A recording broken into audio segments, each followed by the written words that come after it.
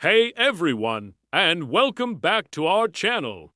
Today, we're diving deep into the story of a man whose name echoed through the ages, a figure of chivalry, military genius, and immense power. We're talking about none other than Salahuddin, or as he was known in the West, Saladin. But how did a man born into a Kurdish military family rise to become the Sultan of Egypt and Syria, the founder of the Ayyubid dynasty, and the man who would retake Jerusalem? Let's unravel the epic story of the rise of Salahuddin. Our story begins in 1137 in the fortress of Tikrit, in modern-day Iraq. Salahuddin, whose full name was Yusuf ibn Ayyub, was born into a world of turmoil. The Middle East was a fractured mosaic of competing powers. The great Seljuk Empire was crumbling, and in its place, smaller dynasties and city-states vied for control. Looming over all of this was the presence of the Crusader states, European Christian kingdoms established along the Mediterranean coast. It was a time of constant warfare, shifting alliances, and political intrigue. Salahuddin's father, Najm ad-Din Ayyub, and his uncle, Asad al-Din Shirkuh, were skilled Kurdish soldiers and politicians serving the powerful Zengid dynasty. It was under the patronage of Nur al-Din Zanji, the ruler of Aleppo and Damascus, that the family's fortunes truly began to rise. From a young age, Salahuddin wasn't just trained in the art of war. He was educated in theology, law, and poetry. He was described as a thoughtful, almost scholarly young man, more interested in religious studies than in military campaigns. Little did anyone know, this quiet youth would soon be thrust into the heart of one of the most volatile regions on earth, Egypt. In the mid-12th century, Egypt was ruled by the Fatimid Caliphate. But the Fatimids were a shadow of their former selves. Their power was weak, and the country was ripe for the taking. Both Nur al-Din Zanji and the Crusader king of Jerusalem, Amalric, had their eyes on this prize. Control of Egypt meant control of immense wealth and a strategic position that could tip the balance of power in the entire region. This is where Salahuddin's uncle, Shirkuh, enters the picture. He was Nur al-Din's most trusted general, and he led several campaigns into Egypt. And on these campaigns, he brought along his nephew, Salahuddin. Initially, Salahuddin was reluctant. He reportedly told friends he went like one driven to his death. He preferred a quiet life, but duty called. These Egyptian campaigns were his crucible. He learned firsthand about logistics, siege warfare, and the complex politics of the Nile Valley. He distinguished himself in battle, particularly at the Battle of Al-Babain, where a smaller Zengid force held off a much larger Crusader Fatimid army. This was one of the first times Salahuddin's tactical brilliance truly shone. In 1169, after a series of complex maneuvers and battles, Shirkuh finally managed to seize control of Cairo and become the vizier, the effective ruler of Fatimid Egypt. But just 2 months later, fate intervened. Shirkuh died suddenly. The Fatimid Caliph, hoping to install a weak and pliable successor, chose the young and seemingly unassuming Salahuddin as the new vizier. It was a massive political miscalculation. They underestimated him completely. They saw a young man with no personal power base, someone they thought they could easily control. They were wrong. Salahuddin was now in a precarious position. He was the vizier of a Shia caliphate, but he himself was a Sunni, and his ultimate loyalty was supposed to be to the Sunni ruler, Nur al-Din, back in Damascus. He was surrounded by potential enemies within the Fatimid court and faced the constant threat of another Crusader invasion. But Salahuddin was a master strategist, not just on the battlefield, but in the political arena as well. He moved quickly and decisively to consolidate his power. First, he crushed a mutiny within the Fatimid army's black African regiments, replacing them with his own loyal troops. He brought his family members from Syria and placed them in key positions, building a power structure that answered only to him. He established colleges and promoted Sunni jurisprudence, gradually shifting the religious landscape of Egypt away from Shia Islam. He was methodically dismantling the old Fatimid state from the inside out, all while presenting himself as a loyal servant of both the Fatimid Caliph and Nur al-Din. His public image was crucial. He cultivated a reputation for justice, piety, and generosity.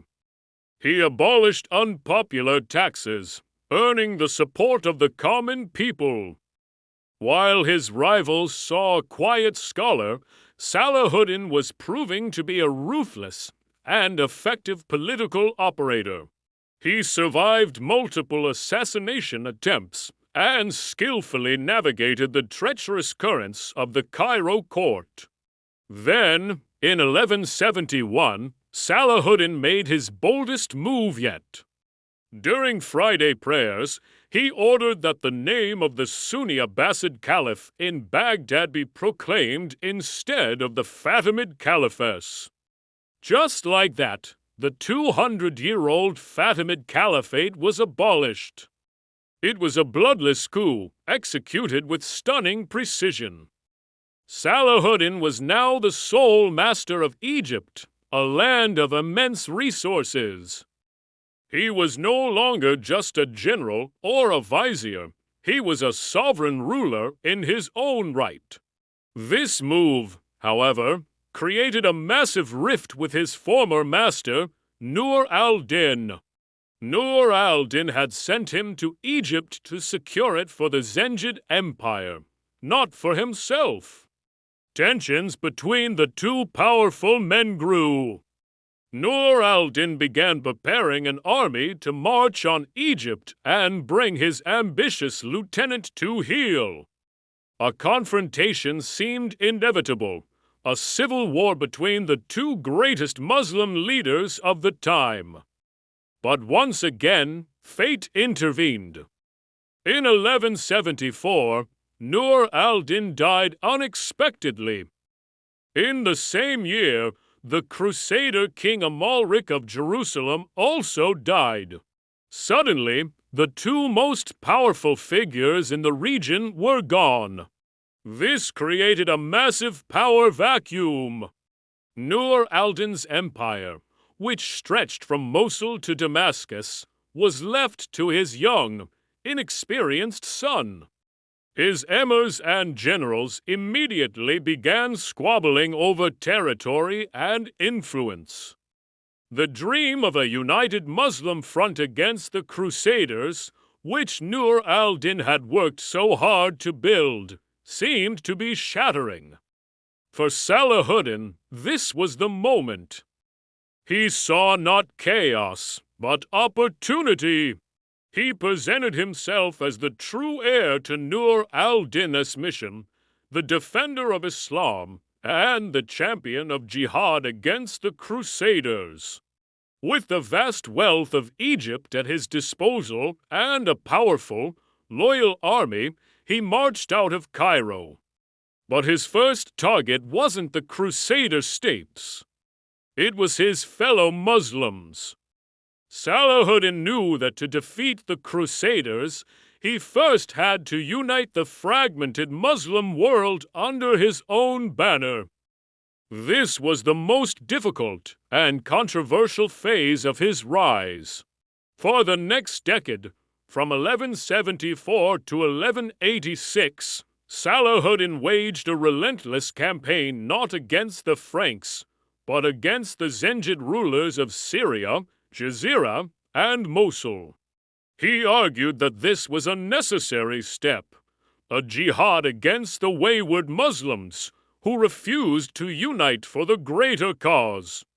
He marched into Damascus in 1174, welcomed by the city's population who were tired of the instability.